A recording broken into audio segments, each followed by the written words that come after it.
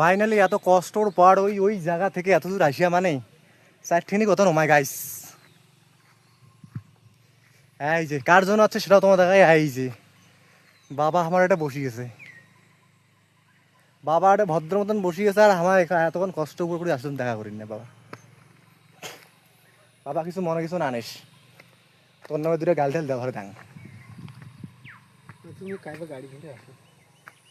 ওটা নোকাল লাদনি খাবি আর খাইবি। এই এত দূর থেকে এত দূর আসিয়া মানে চারটিনি কথা।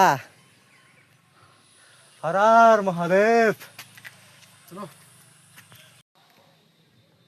ফাইনালি আমাদের ফটো উঠাউটি শেষ। এইবার যাবো আমরা নামবো এখানে উপর থেকে।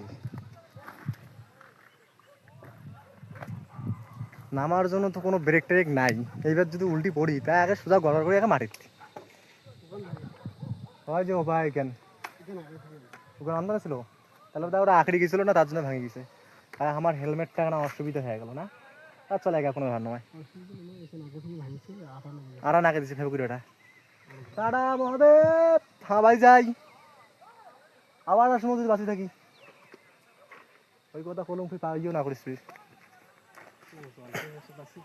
এই যে আমার এবার নাম মুখে দিয়ে এই গাড্ডা ডাঙা তোলা দিয়া ব্রেক তো না ধরে ভাইস্তা আইসো। টোয়ার আছে ভাইস্তার মোবাইল তোলা টোয়ার নাই। ও ভাইস্তা কোনো ব্রেক না ধরে কি করেন?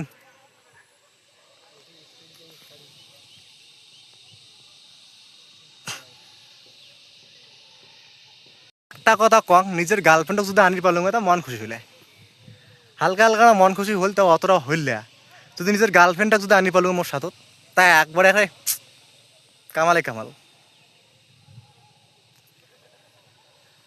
আর কি কং, ওই দেখো কত দূরের লোক স্রোত দেখা যায়, আর আমার হচ্ছে পাহাড়ের উপরত।